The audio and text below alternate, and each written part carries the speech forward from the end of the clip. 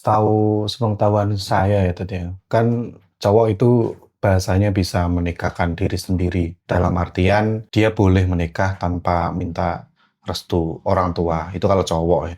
Nah itu salah atau enggak? Boleh atau enggak sih? Ya kalau kita ngelihat dari laki-laki itu memang demikian keadaannya. Karena laki-laki itu dia kan memang dilebihkan, ya, dilebihkan sebagian dari yang lain, ya, oleh itu dari sananya.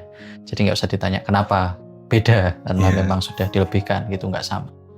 Nah, yang kedua karena laki-laki juga menanggung nafkah kan. Artinya dia secara independensi lebih kuat dibanding para perempuan yang menjadi tanggungan. Sehingga maka sebagaimana hukum sebuah tanggungan itu kan berarti dia harus dalam tanda kutip ya, tawanan dia kan harus meminta izin gitu. Jadi bagi perempuan memang benar dalam proses harus diketahui, orang tua harus mengetahui dengan siapa, bagaimana, bahkan harus terlibat.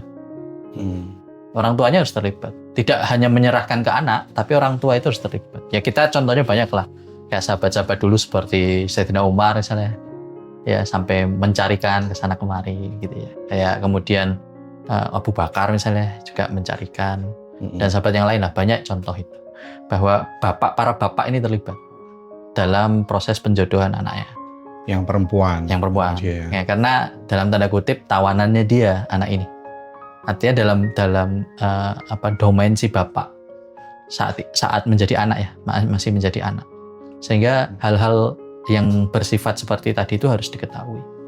Oke, berarti kalau yang cowok boleh ya dirahasiakan dulu, nggak bilang dulu boleh berarti. Ya kalau kita ngomong hukum boleh tidak ya boleh, tapi kan tidak etis. Oh ya. Tidak etis artinya tidak etis itu begini, ya untuk apa tidak diceritakan ke orang tua misalnya.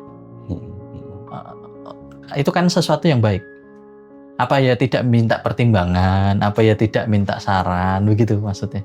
Tapi kalau masalahnya saya mau datangi dulu ahwatnya, makanya saya tidak cerita dulu ke orang tua. Menurut saya ini juga nantinya akan menyinggung perempuannya kan.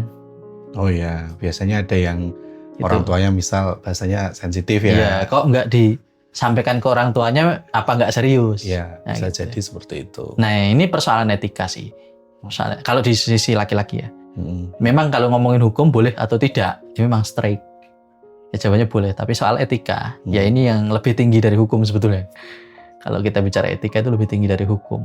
Sholat itu pakai baju partai boleh, tapi kalau secara etika kan, iya kurang bagus. Iya enggak, iya kita tahu lah. Maka etika itu harus dijaga. Itu untuk menunjukkan ketinggian sebuah peradaban.